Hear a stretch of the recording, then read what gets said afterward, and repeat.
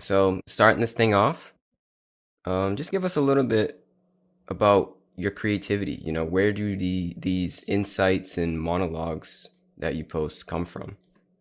That's really sweet to call it creative. Thank you. Yeah, I think that ever since I was a kid, I had a really bad time. And for me, it was like, if I don't connect to something higher, I'm going to kill myself. Oh, And I laugh because this realm it has so much dualistic notion that sometimes you just have to laugh at how crazy your life is mm-hmm. because you've learned perhaps so much from it, or maybe not. But either way, it's a wild ride. So I developed this capacity as a little child to listen to these sort of insights that were within me, but they were closed in a higher part of my own soul's chamber. And when I would connect to them, it was like, oh, there is a way out of this mess that is my mind and my pain. And I've always tried to take that part of my soul as the leading force in my writings. So that's kind of where it started. Mm-hmm. So it's almost like this channeling from another realm of your mind that comes through. Yeah, I'm very like not into the idea of channeling where an alien comes in or something and it possesses the body Yeah. because I actually don't think that's really healthy for the body to have a different inhabitant inside of it. Mm, So it's just a part of my soul. And it took me years to access and understand and know when it was a higher version of me versus a very low version of me. And sometimes the low version tries to hijack the high, which I think everyone can relate to. You know, you have a intuition and then your ego's like, no, but it's actually this way. And it tries to thwart that, psychic moment that we all have. So it's a matter of discerning myself, I think, over and over again. mm. Yeah, Mhm. so how would you describe that? Like, how does your creative flow, listening to your intuition, bring you to a sense of fulfillment where you don't exactly want to kill yourself? It brings you to a sense of I guess a sense of happiness in your life. How would you describe why that is fulfilling to you? Well, I would say that that part of me that knows more, that's imbued in a state of knowledge, is my inner compass in a way. It has this ability to send me in the correct directions. And I think a lot of people get stuck in what I call hell loops, which are when your reality, instead of it moving in a smooth, superfluous direction, it moves against you. Mm, And this is, I think, what even causes people to have moments of deep pain and grief when they're off path. So, this part of me has been able to guide me in places that I meant to be. And a lot of times it doesn't make sense at first, but I've noticed over the years to just trust it and to trust that more than I trust the established matrix that surrounds us. So, for example, when I was leaving high school as an 18-year-old, my family was telling me, you really should go to college. And this aunt sat me down and she was like, if you don't go to college, you're never going to be able to pay for life. Like you'll be poor. So she gave me the whole lack consciousness, talk. And I remember hearing her, but hearing this higher part of me that was like, she is in an illusion and this is okay for her, this illusion, but it's not something I want to ascribe to. So I just left society. Well, I didn't really leave. I went and worked at a cupcake factory, but I just decided to leave society's notion of direction and step into what felt right for me. And in that moment, it was not going to college. And everyone's different. So I'm not at all advocating that no college is correct. I'm saying what is inside of you is correct. hmm And when I realized this, I started letting that voice speak for me more and more. And then from there, that's when the miracles in my life started to pop off. So it's kind of like your life becomes bliss if you follow your internal wavelength of bliss slash blisters. Because I don't know if you ever heard the saying, follow your bliss, Yeah. but Joseph Campbell, I think, said it. And I heard that he eventually changed it to follow your blisters because too many people were following an egoic form of bliss. So when I say follow your bliss, I'm not saying to go out and party and have sex and drink a bunch. If you really need to do that, great. But most likely your bliss is going to be in alignment with something euphoric that only can call to you. Maybe it's music or writing or philosophy. I don't know. But it's that type of soul bliss I speak of, not the surfaced bliss. Mm-hmm. Well said. Yeah, so Thanks. do you think that everyone has this sense of bliss within them? Like every single human being has the ability to follow that intuitive guidance? I definitely do. However, I feel like many people's belief systems and ideologies have become shrouded in such a deep level of lack consciousness that they can't find the bliss. So for Mm-hmm. them, they think the bliss is a toxic relationship or a toxic career situation, and they confuse themselves. So it's kind of like they gaslight themselves into thinking that which they don't really want is blissful. And what I tell my clients all the time, because I basically like mentor people in this field sometimes, I'll say, listen, if it's truly blissful for you, it should feel easy and refreshing and relaxed. It shouldn't feel like you're running up a hill constantly trying to prove you're someone to someone you don't even care about. And it also shouldn't feel like you can't express yourself. Like real bliss will let you say whatever the hell you need to say, and it won't censor you as well. So those are just some pointers I use for them and for me too, because this life can be really confusing, you know? Mm-hmm. For sure, to say the least. Yeah, absolutely. Yeah. So, how did you find this inner bliss, or how did it find you? And then, how do you guide others to that? I think I had to educate myself as to what this true bliss felt like, because when I was younger, I was put through a set of abusive experiences by a person who's very confusing. And they sort of brainwashed me in a way. And I think everyone can understand what that feels like, being slightly or dramatically brainwashed, because Yeah. our society tries to sort of wash our minds into nonsense. So I had to learn in a very tough way sometimes that this true bliss is, it's very organic in its arousal. It's not going to be difficult. It's not going to try to corner you and judge you. You don't have to prove yourself to it.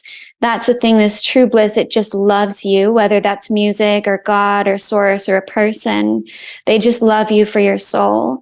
So a lot of it has to do with acceptance of you and knowing that whatever this acceptance of you pertains is eventually going to ask you to push against the common grain of societal reality. So it is one step on their initiatory process to basically be pushed against by their societal reality. And this is something I coach people through. And I don't like the word coach. It's very like surface sounding, Mm. because we do a lot of trauma work too. It's not just like wake up and go get it, you know, Mm-hmm. but we talk about how to accept that this is a part of their initiatory journey. And I was studying these different tribes in South America one time, and the men of one of these tribes would have to put on gloves with bullet ants inside the gloves and keep these on their hands for hours as the ants pierced them. And bullet ants are supposed to be the most painful, stinging ants to come across in the world. So they would do this as a way to embrace the conflict, the distortion, the darkness that comes with being in your divine soul path. And I wouldn't do that to a client, but I would definitely suggest that they have an emotional experience with reality where they allow reality to sort of come at them and judge them and freak out on them and maybe even cancel them if that's what happens, because we've all been through it. You know, the crucifixion story, whether all those facts are real or not, which I don't think they are, it's all about overcoming your societal reality, that initiation, and knowing that source, God or spirit, is higher than all of that. And that's what gives us strength to be humiliated sometimes and hung on the societal cross of darkness. And this is what I pull people through sometimes, because this reality can be very gaslighting in its own right, which is why we gas ourselves, because this reality is gaslighting. So Mm. it's all about pushing past the pressure, I think, is how you get closer to the bliss. It's kind of a oxymoronic thing to say, but yeah. Yeah, well said. Yeah. Oh, thanks. I feel that. Yeah, I mean that's been repeated over centuries, you know, we have to use our suffering in a way to kind of examine the suffering in a different way, or to really, I don't know, let me rephrase that, like to almost like get out of the suffering is to re-examine who's being suffered. It's kind of like you use that Mhm. as a propellant to free yourself to liberation. But I think what a lot of the world is stuck at, and speaking from personal experience, I was stuck at one point was just like the suffering is the end point and the woe is me, the darkness is the end point, right? And I think Mm, that's where we all get stuck. Like this is it.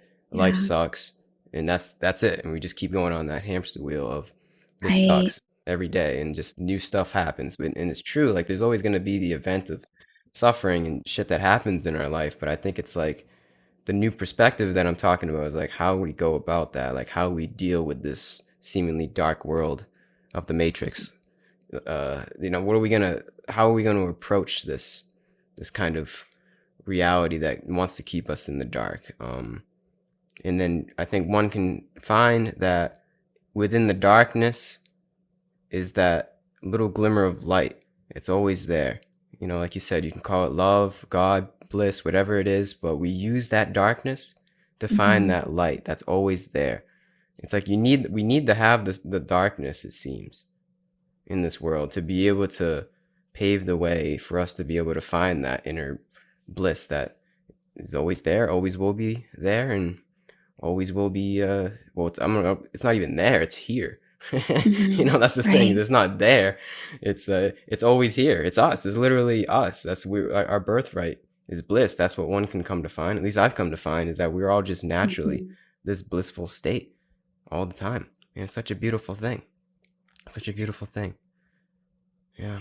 But I like that a lot. I think yeah, you said it so well when you mentioned that the suffering itself isn't the end point, though yeah, it wants you to think it is. Suffering and darkness and evil, they always want you to think that you'll remain stuck inside of them. And this is how they hijack the mind, by convincing the mind to invert itself into cycles of stuckness. So it thinks it's not capable of breaking free. yeah. And the truth is, it always is capable of breaking free on so many levels. The darkness that we wander into is a version of our own soul's darkness that is looking to be resurrected into the light. Mm, It's a part of our psyche that doesn't fully understand itself. And this is true shadow work, true darkness. I think that some of the dark factions of this reality aren't necessarily normal. When I look into, pedo rings and incredibly intense levels of trafficking of minors and stuff, I intuitively feel like that's not meant to be. I think this reality has been hijacked to a degree. But when I see someone on their path going through some intensity, maybe betrayal or some darkness or some suffering, I feel like, well, that's there to chisel and refine the power of the soul. The problem is a lot of us don't surrender ourselves to being chiseled because we mm, think we're being destroyed when we're actually being perfected.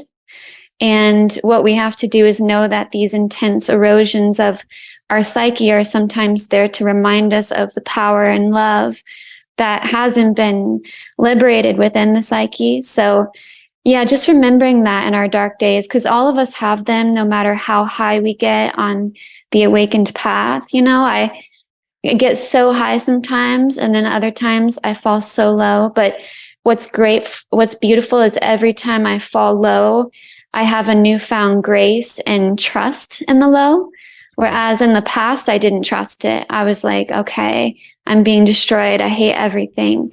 And now it's like, we're going through this. It's a dark resurrection to bring out some of my power and my love. And let's go through it as fast as we can and as deep as we can to get the full resurrection baptism sort of quality from it. mm-hmm. Yeah, Mm. yeah. Well said. Well said again. Thanks. But Yeah, that's what I'm always interested in finding with people, or at least speaking with people about, is getting that glimmer, that getting Right. that taste of the divine. Because I think once one gets that taste of the bliss, um, no matter what happens I'm speaking from personal experience, I guess. Whatever Hmm. what happens in my life, no matter what, no matter how dark it gets, there's always that little glimmer. Like I always know in the back of my head that innately we are all this loving energy. We are all this blissful energy. And the Hmm. darkness is, it's not real in a way. It's some kind of illusion. It's some kind of fallacy for me to Right. come back to that, right? And no, it's like that. It's always Absolutely. there, no matter what happens. But first, you have to get that light bulb moment. Like you have to get that like, aha. And not everybody has that, and that's what I find so interesting. It's definitely happening in the time that we're speaking. It's definitely Right. happening exponentially, where people are quote unquote waking up to that truth that's within us, that capital T truth. Hmm. But not everybody at this point, right? So I'm just like, I don't know. I wish I could give that to people. I wish I could like show people the way, but you really Right. can't. I mean, there's only so much that one person can do for another, and really the greatest thing that one can do is just take care of themselves, right? What am I trying to say here? Though I'm kind of Yeah. going a little bit ahead. Were you gonna say something? I could definitely talk on that because I feel like a lot of times this darkness is simply a separation from source. Mm, And that source energy is pure love. It's unconditional love. It's unconditional safety, unconditional knowing, unconditional knowledge. And so a lot of times when we have that separation from source, we fall as little angels fall, and we fall into terrains and realms of lack consciousness. And it's that lack consciousness that really tries to destroy us sometimes. So when, people feel like they're really, really stuck, or like they can't get out, or they can't even see the light, it's because that lack consciousness has programmed them to believe that they need it, that they are addicts of it. And I think a lot of people in humanity right now, and this is something people may not understand at first, but many are addicted to lack consciousness. They're addicted to the victimizer programming, yeah. which means that two people are looking for power. One becomes the victim, plays the victim. Oh, this happened to me. I'm such a victim. Mm, The other becomes the victimizer. Let me persecute you. Let me abuse you. Let me try to take your power. And these power plays create lack consciousness. And this lack consciousness, it puts people into a haze or a dream where they think that God isn't real. And when I say God, I mean unlimited potentiality. Like the more I've opened up to source in my reality, the more I've been so blessed by God and so protected. So I think just us even talking about this and other people relaying this information can be so helpful, because we can just remind people, if that light feels like it's disappeared, it's not disappeared. It's just hard to see beyond the haze of your own lack consciousness programming. And you want to ask yourself too, if you are addicted to lack consciousness, because I had to look myself in the eyes at one point on my journey and say, listen, you're actually addicted to creating bad situations. And that was a huge wake up call for me, because it allowed me to take back my power and go, a lot of these horrible situations that have arisen from my life are because of decisions I've made. And not only decisions, but energetic imprints I've created in my own psyche that have pulled them into my reality. So when I started to just educate myself about my addiction, I was able to start shifting gears and saying no to this addiction and creating like potent thoughts of inspiration and miraculous divination.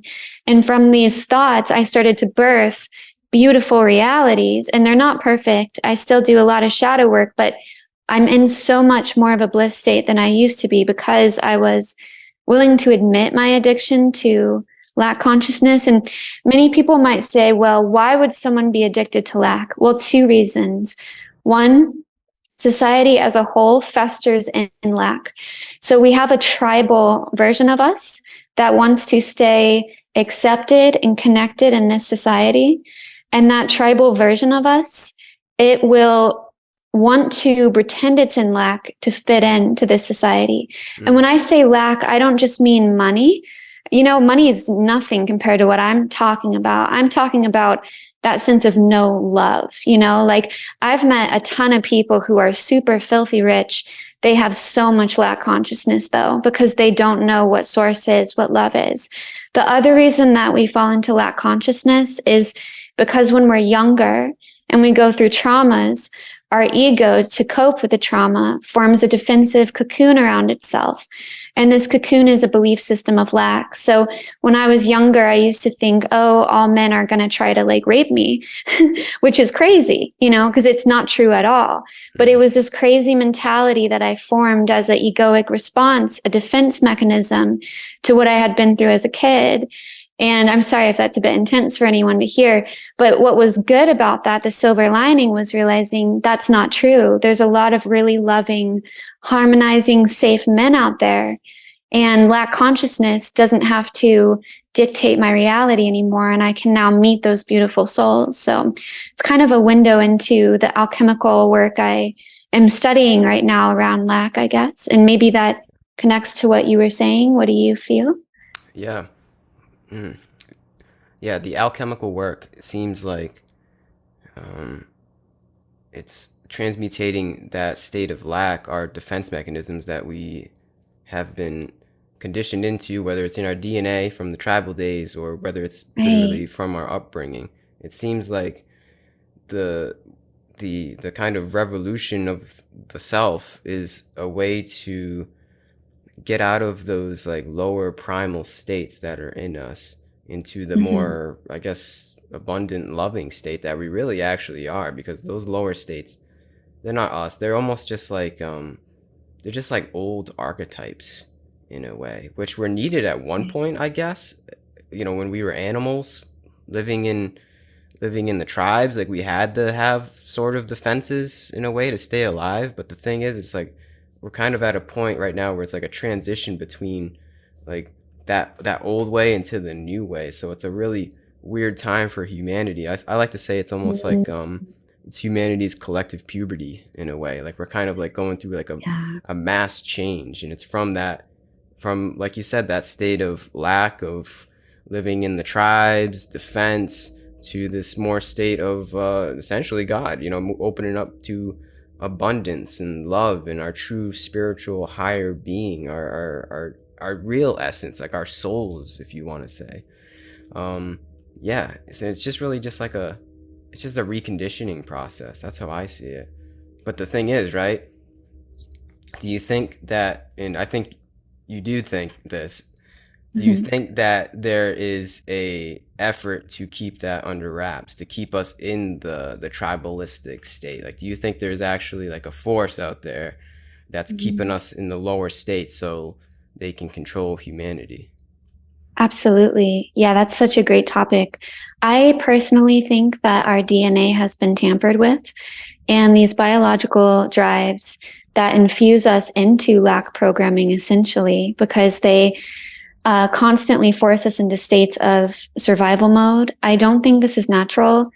I have a pet snake, and I have to feed it live rats because he prefers them live. I guess that's not important to what I'm saying, but when I see that death process of the rat being killed by him, I'm not really happy about it.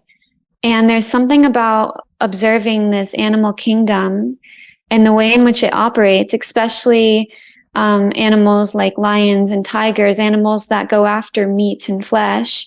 There's something interesting about it. And I'm not judging it. I'm not one to say, oh, don't eat meat because I'll judge you or anything. Like, I don't really care what people do with their timeline, but there's something off about this reality. And I think many people have picked up on this. Yeah. My theory is that the actual energetic state of the earth has been tilted. So the way in which Oh. the earth rests on its axis, I don't think is natural.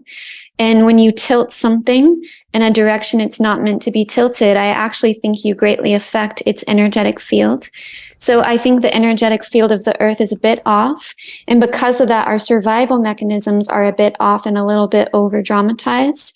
And this is a bunch of stuff I'm writing about right now. So hopefully I can get a book out on this and get more detailed with it. But right now, I think we're dealing with parts of us that have been programmed against us. And it's very hard, the initiatory process into remembering our love and our power. And my heart goes out to everyone going through it, because we are literally programmed to sabotage ourselves right now.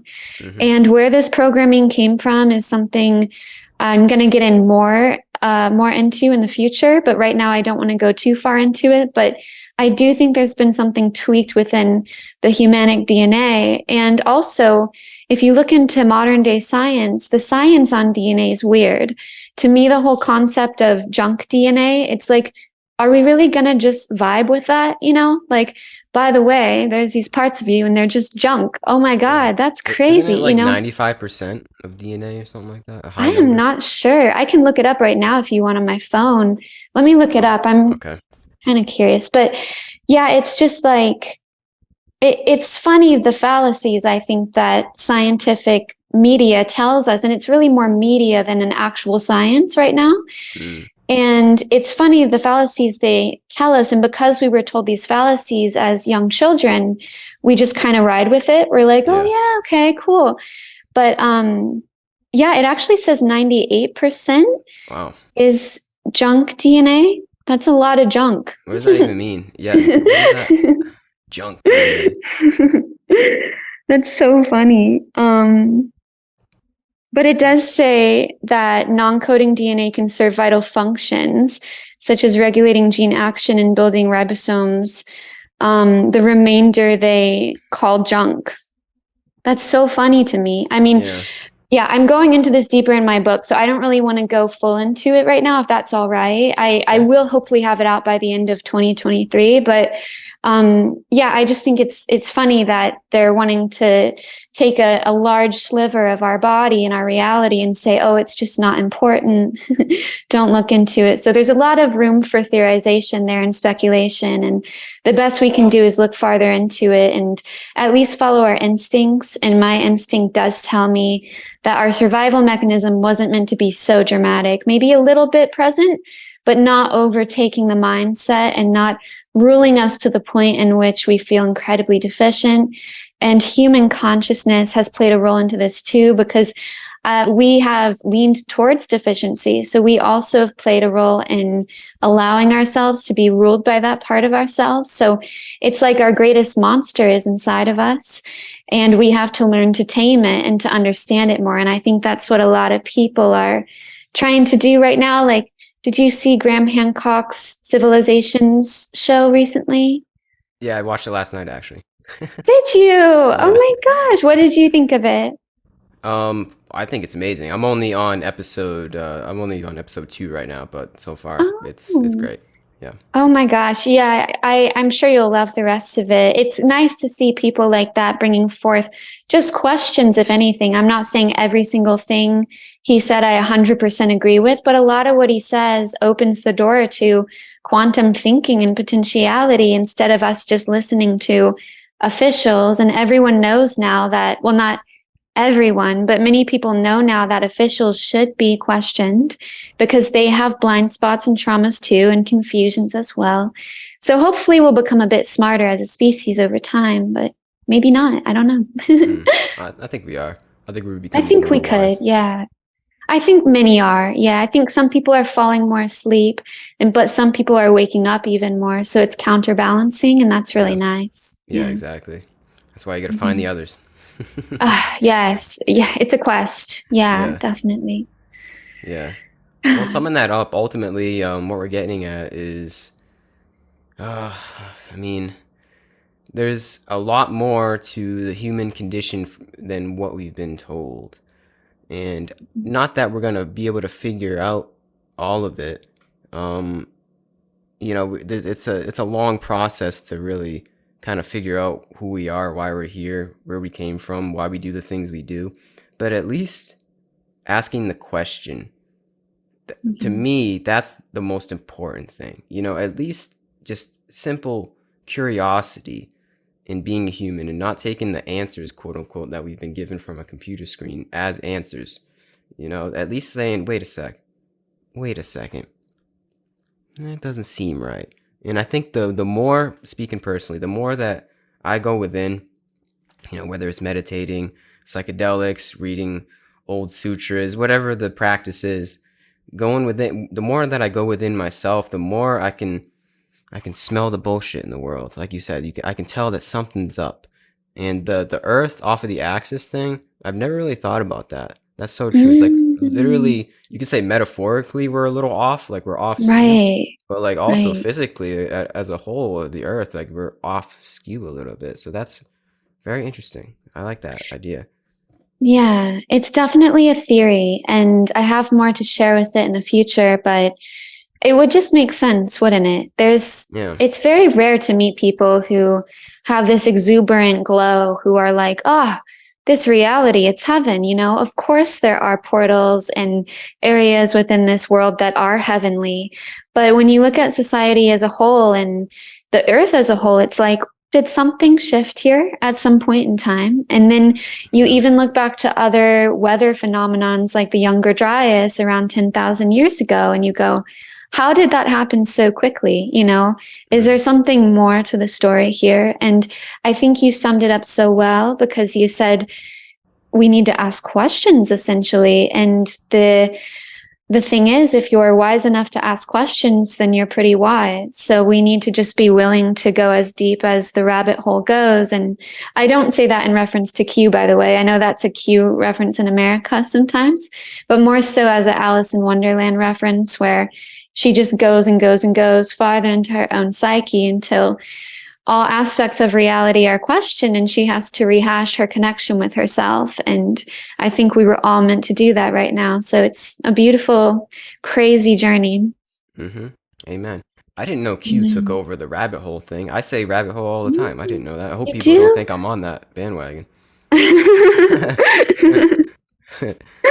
Yeah. Yeah, I don't know. I hung out with some Q people a bit in Sedona. There's all sorts of just open-minded people, and I don't have anything against any form of, theorization. But when we get too sucked into a theory and we tout it as a truth no matter what, and we don't really have the full sequence of facts to back it up yet, I think it can be a little bit not dangerous as in like I'm scared, but dangerous as in humanity's collective conscience needs to learn how to just be okay with the fact that it doesn't know everything. And I think we cling to groups and theories as a way to say, okay, we know everything now. And that comes from the deep wound of being human, like this is our wound collectively. We don't know. You Yeah. popped out of someone and then they threw you into a classroom and told you to make A's.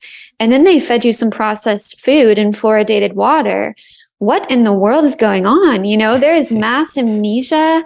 Yeah. And so I really honor all of our traumas around not knowing and confusion. And as long as we know that we shouldn't grasp for truth from a state of traumatization, but more so from a state of internal clarity and peace, we'll eventually find the answers. And Q's interesting, but I don't really ascribe to anything out in the external realm unless I feel like I have copious amounts of data to back it up. And that's what I'm trying to learn about right now. So, gosh, who knows? It would be great to just see where we all go off to when we die, and to even see if each of us have different versions of truth or if there is one constant truth. My theory is that there is a constant, though, because there's so many teachers throughout the ages who have said consistently matching things. So Yeah, that's what exactly. I would think. But what do you think? Yeah, I think the truth is one and the wise call it by many names. Right, definitely. Many names, one truth. Yeah, Yeah. I agree. Mhm. And it all has to do with love. Like if you Right, ask me like how would you describe truth other than truth? I would say it's just love. But right, it's even higher than the word love and the idea of love that we think. Love of conditions right. in our world. It's not even love. There's Mhm. other words for it. And I can't think of right now for some reason, but there's other words for unconditional love in other Mhm. languages like Sanskrit and Mm. yeah, there's other words, but even any of those words don't even hold the energy that I'm getting at right now and what the wise call it Yeah. by.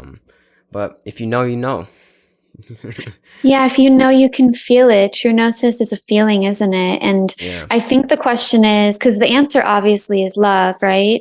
But yeah. the question is, what is love? What is true love? And what I've been getting at recently is love is deeply intellectual. Love is deeply, it's deeply balanced. And I was listening to someone the other day talk about how, like, in Atlantis and Lemuria, we were just attacked and it was so sad.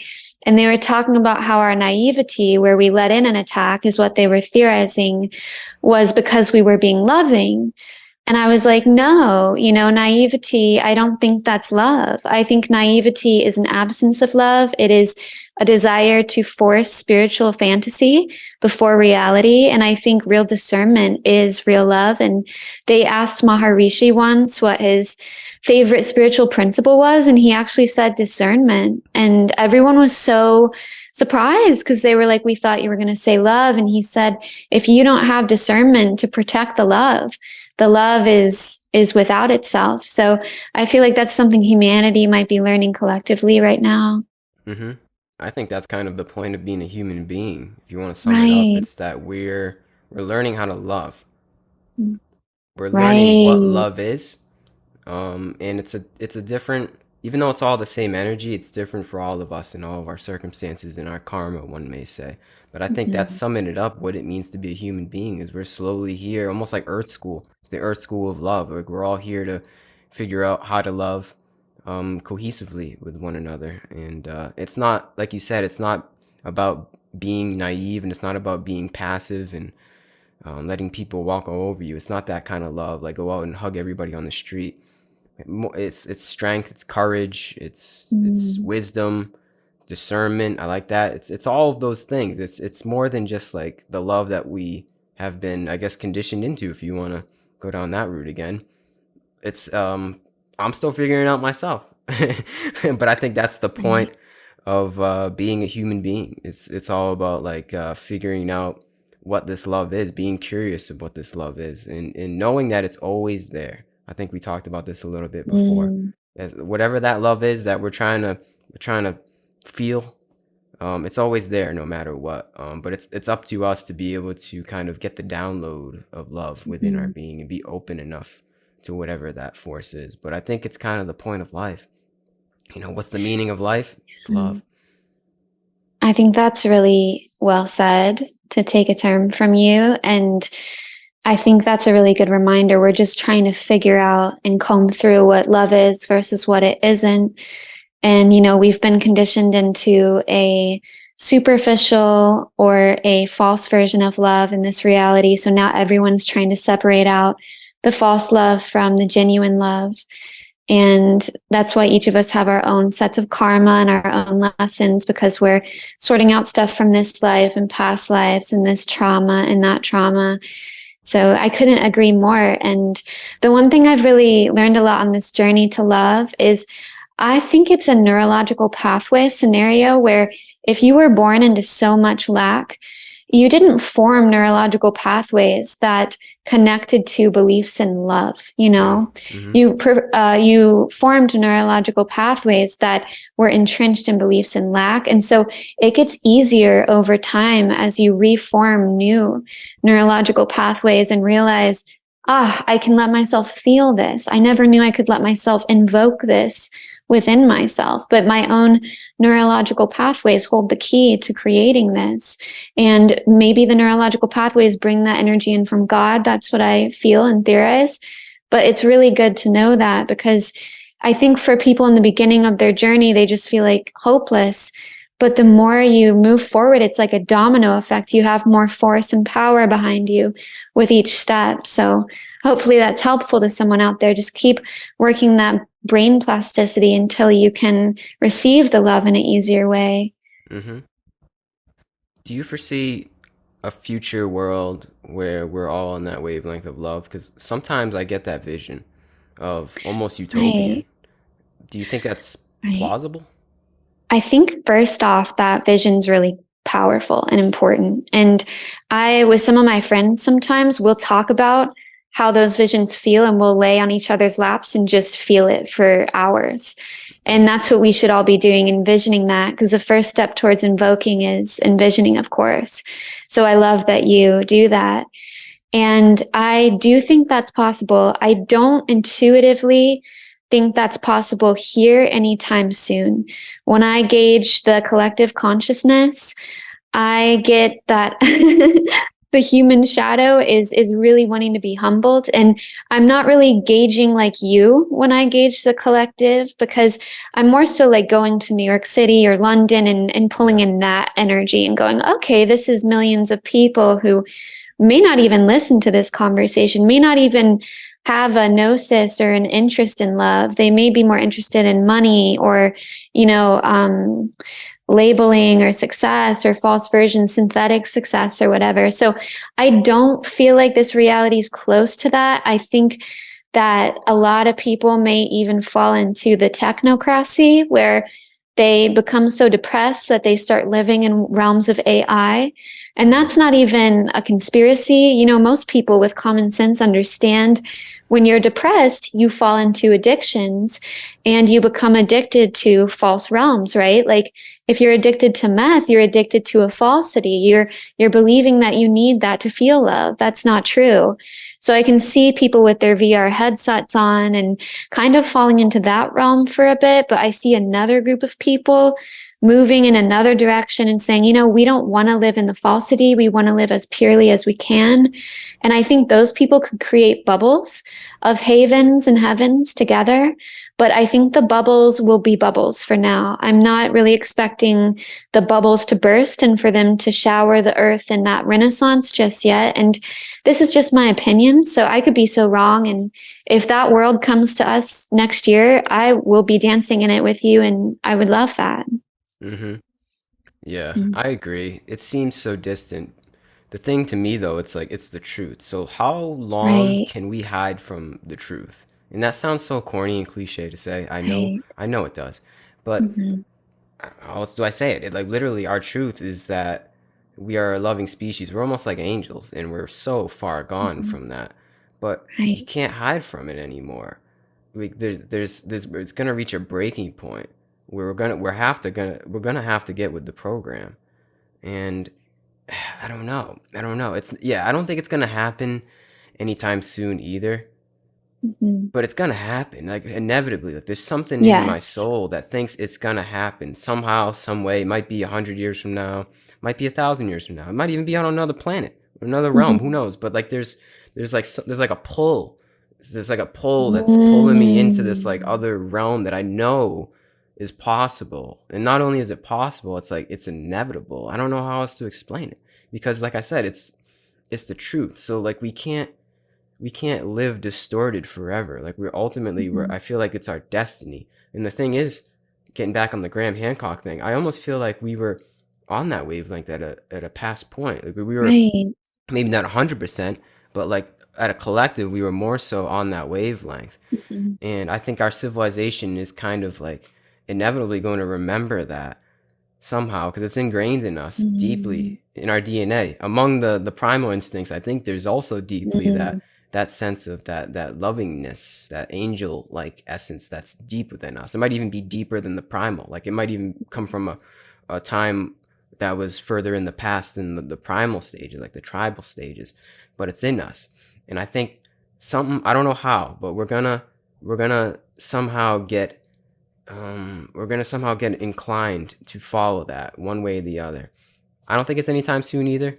I agree, but Mhm. I think inevitably it's gonna happen. Sometimes I think it's gonna. I don't even want to put this into speech, but I'm gonna do it anyway. Sometimes I Okay. think it's gonna take like a cataclysmic event, you know, almost Right. like what Graham Hancock says with the floods or something along those lines to almost get like a quick reset. Hopefully Mhm. not. I don't want to see that much suffering, but sometimes in me there's something that says there can't be any other way. I hope it's not like Right. that, but if there's no other way to get to this loving truth, then maybe. We'll see. We'll see. Either way, our job is to just focus on love no matter what. It's just focus on that realm, that essence, that feeling that's within us, and that'll lead the way no in through no matter what happens on this material level, you know? And I think that's what we can get from Yeah. this is that within within all of us is that sense of is like that sense of strength, a sense of like Mm. invulnerability, where like nothing can hurt me. I mean, I could get hurt, pain, you know, emotional Mhm. pain, but like ultimately I know that there's a deeper sense of invulnerability to the illusion of Maya and what it may portray to me. So no matter what happens, if there is a cataclysmic event, if there isn't, it's love anyway. It doesn't it's just another scene on the movie of this thing that we call life. Yeah, that's all I gotta Mhm. say. I love that. I think that was so wisely spoken. And I think you've spoken what a lot of people are naturally intuiting. So you're collectively reading a lot right now. So, good on you for doing that. And I do think that on the soul's journey, it's only natural for the soul to have intervention if it gets too off course, right? We see this in our friends. If they're too lost, if they're too in denial, there will be an intervention. And we want to get to the point where we don't need interventions, where we can reset the course timeline of humanity with our own conscious will instead of needing meteorites or tsunamis to wipe us out so we can start again. So I do think, though, with that said, it's very powerful to understand that whatever direction we move in is sacred to some degree. And I love what you were talking about, how people are feeling this essence, this vision of a new earth or of a time in our DNA and our trajectory of life in the past where reality was more of a heaven and Yeah, less of a hell. And now we've fallen a bit too far into hell consciousness. And this is why I think there's so much moral oh my gosh, relativism in America and in Europe as well. There's a lot of, oh, I'll do what's right for me and not think about anyone else. And that can come with all sorts of qualms and misunderstandings in the human psyche. So what you said is on point. And, if that needs to happen, so be it. I think that we must remember too, within 0 point, which is a place of God energy, it's a place of source energy. We have the potentiality to maneuver and shift our timelines very easily as far as human consciousness goes. So it could be that we become super close to a cataclysm. It could also be that we hit a bunch of cataclysms and it's crazy. Either way, I think you're hitting a really firm point, which is that the soul of humanity itself is stirring and it has to awaken. And it's answering the question you said earlier when you were like, how long can a species stay in denial? yeah, And the answer is, I think we're running out of time. Like, yeah, I do think humanity's on the brink of its own denial, and it can either fall into the wake of its destruction by manifesting something quite intense, or it can approach this in a very conscious way. And one thing that gives me a lot of hope is one awakened and love anchored individual is so much more powerful than hundreds of lost individuals in denial. yeah, So meeting people like you gives me hope because it's like there are people anchoring this newfound energy, and even just sitting in this energy sways the timeline of human consciousness. And I think that cannot be understated how powerful it is to invoke that energy inside of you. So I 100% agree with your thoughts. And I'm glad you mentioned the cataclysm because I was going to mention it next. I was like, or there'll be a cataclysm. So you took the words out of my mouth, and I'm glad you did. Yeah. we're just on the same page, channeling the We same are. thing. Absolutely. Yeah, Like many other humans. Yeah. yeah. Well, just focus on love, no matter what. Cataclysm or not, just focus on love. There'll always be love. Absolutely. It's so weird too, because even if there was a cataclysmic event, I mean, maybe there's some degree of that cataclysm that is trying to just reawaken love within humanity. Maybe we've fallen Hmm. so far away from love that sometimes a cataclysm brings us back. When I was in my early 20s, my life fell apart overnight, and I was literally running from this person who was threatening to kill me. It was it was a mess. It was just like the biggest mess you could ever fathom a 23 or 4-year-old gets herself into. Hmm. And it like hit me like a lightning bolt and woke me up to the fact that I was not living fully in love. I was living in Mm. surfaced projection. I was living in ego. I was being a bit greedy and I was being self serving. And this was so purifying for my body. So, whatever the soul needs to purify itself, it will pull in. And in the end, hopefully, we all purify and go back to that love, and we can create this world you spoke of quite easily, too. I Mhm. look forward to that. Amen. I agree, Mary. Mm-hmm. It's gonna happen. We shall One see. way or another. One way or Yeah. another. Yeah. Mhm. Interesting times we live in. But yeah, we can probably start to wrap this thing up on that note. Do you have any last words for the world? This was such a fun chat. I value you. Thank you for being so wonderful to chat to. And for the world, yeah, I would just say let's really understand the fact that this holographic reality does begin inside of us. And that gives us so much potentiated power to lean into. So don't ever believe that you don't have power. That's the biggest lie ever told. Mm-hmm. And they tell us this lie because they don't want us to create what they know we could create, which is this new earth that will be so much easier to bring into the horizon of this reality when we heal the inside of us and find that new earth within first. So that's kind of my flow right now. But thank you so much for having me. This has been beautiful. Of course. Yeah. Definitely a beautiful conversation. But yeah, Absolutely. keep doing your thing. Thank Um, you. wish you all the best. Thank you for anybody that has listened this long. And yeah, I don't know what else to say. Great convo. Thanks Lots again. of love. Peace and love.